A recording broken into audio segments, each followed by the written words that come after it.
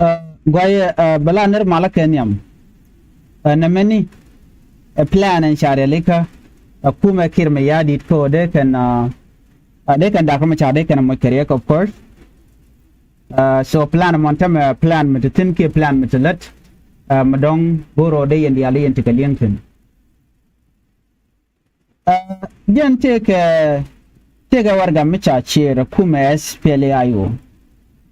no take credible information mishi barar ki lari tilade ke ta chicken ge can information to a plan chare leka jang you know and plan mo a plan ko de dakama cha de mo career ari mishi kana mo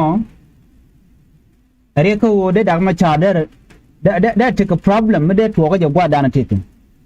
ngai correct de lawo de mo career lo de jen de lawo jen you know de dong de luch ke de mi ka kon bi shoro lut ke ne mi je do ba dan de kan mo re ka jamona ta plan cha kula ngajen temme am dana le road so plan mi shit kada mo ko cha ngach an ideal ta shari por mo cha jalat no cha wonin kulutu ko kirma yadi point men lede plan dana lede ke ta danan da dan wa ka jin right now chala mi shiro da lut amije si kuma spela yo chikala da jojo no ne mu wete ka mu wero da lat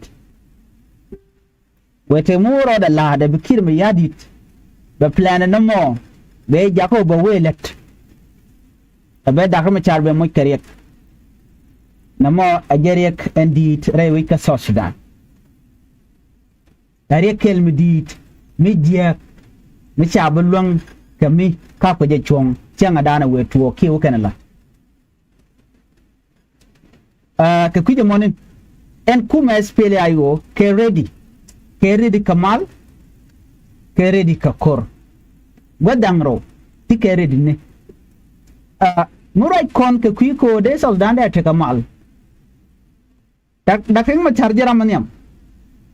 ram goro de soldan da te kamal tekene dia la kon lugo jeno de mal de tin of course ngai kono cha mal cha nok ne ke time dan me cha da ram cha me cha je yen ka South Africa ke 2016 wade cha male nyam che tan ke 2015 ngai plan dia le kono cha le ke right plan to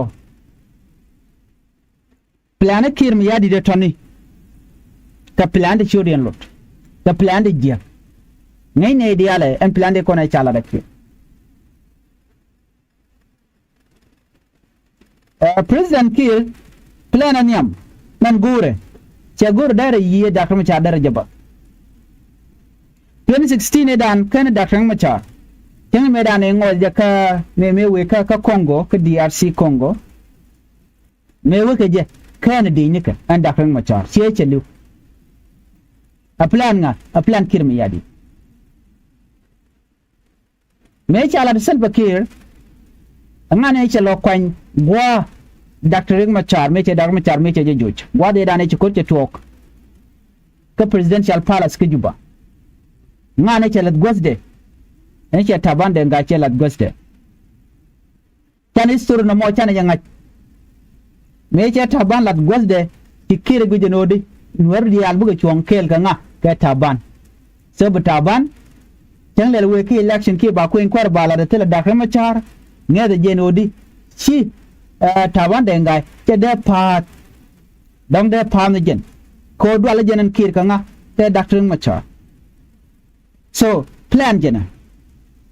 me chala gosa mo chicken gan Machar chicken jako te ta South Africa karun dangro lekin plan ken ameni me chicken gujeno hotel mo gwa mo we chukan mulel chukan agurno ba Dr. Machar ba de chol ko ba mal ba nyok matan keje ko changa jeno hotel mo we so Sudan chi stable so Sudan chi takamal chengne me cha yen rwal wich mentem rai kona ngure wich rwale me cha yen chi wich ngut ko rwale kene to me cha yen dong bu mal ben ba no dial ba ga control na mo kene workout ka Kiir mi yadi men me che 2018 peace agreement cha no ta mal cha jatan en mala mo che tin ka jen gwas mo ko lew ka te chare la kan ode la let ko bi mal ben kir mi yadi chega delay che logo no ledeka logo jena kir poinde ajen logo mo endo beteke ko inquiry me balat ke dakar ma char kan dakar ma char kan logo no te mal me deben rama logo bi mal ben nga a poinde en kir mi yadi jen the only person me logo bi mal bare wika so sudan so chu logo no di ba all the things in konde cha ya pinko ba kuin kwar ba la chugoro ba ko watch yola de no tel mi shala bongone ba la de cha kuin kwar chala yola de hotel penga ba kwen penga ba jo kwen a cha kuin kware cha jala anyok a unification of forces ba chu nyok mo pele je chu pan gwa mo a unification of forces jala very important in a state and point kir sia goro ba nga jo erar ba da ma char be jo be ne ga dial content re which ko che a jen dial che ko yo. That was one of the things. Me chikira la jene dia le kop.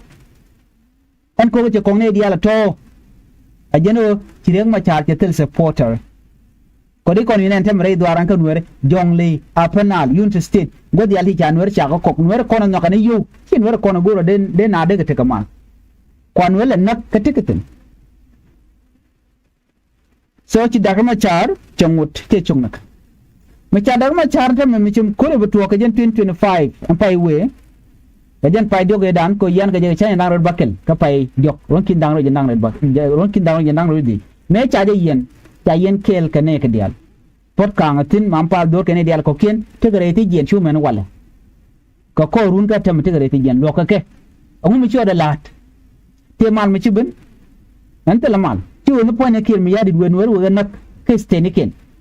we ka nak nika kanti niken alo a system ti we mu kwatar gan werije ko gur ke no de dag ma cha dere pen cha dag ma char cha de no ko dwala ka nga dwala ke dag ma cha me cha nga de no che kor che declare point ne kire mu che tuwo an point ne kire mi yadi amu ne che len me che kire la jene che kire che wuri shal ke me student par kol ken honorable Potkang chuga chol chuga kamra reti jen Potkang jugo no jin dugwa dakar ma charbi kanal bijina kwar aspilayo ko gurje no dwale put ajen chala dwal jawne ne ka taban te ken kan taban kana gor tele bon ke honorable Potkang ano Potkang ke no gwa dakar ma char ko de gero jiranda ba je gor Potkang jugo no oh no ka chajen to wuri shal ke Stephen Parkour cho nyok ma chole je to Stephen Parkour cho nong ka kele je na kwa la interim chairman that was the deal kaka me deal mo che succeed cha honorable Potkang cha yorete jenyo so Potkang kwa targene je ko che lugu we gwanga we gwa Dr. Machar malat ko ne jene alakir mu yadit is out of deal intama ne te guje no ba gornwere kinwere ka lok tagalo go men kan wer yal kontre ki jubatin konen la kwar tagalo kan wer community kelo tanga je no population mo kelo kan de kontin do bodirun so for that reason kin me did plan right now right corner o be daga ma char be de dilna jan plan dan te tin right now and that plan we no be succeed kin me did weje hona na me balari mi di long re we ke so sudan tele me gwa mi bi to work bala kor karwada so right now kir le tactic ni le delay man ka jen lugo dan luka dong bram kel te ka pai pero no ti dial to le kir ka kodi ya goro te ka ring ma char ma balun mu bu we ki election ko dwala ki election right now jen che jian che we ka warap we campaign we jelat ko de ne ka no gor ka cha lugo ne ka ko jen te ko lat ko den da wich and and jang te tin so ka kir ne me big deal plan na me dan ti kon ne che plan te but right now le the same plan again a plan mi shodo lot kwale jungni no ne mwete mutuo ka dak ma cha Ramadan and bitigare e kir kan ju kwara so again information dan to ko no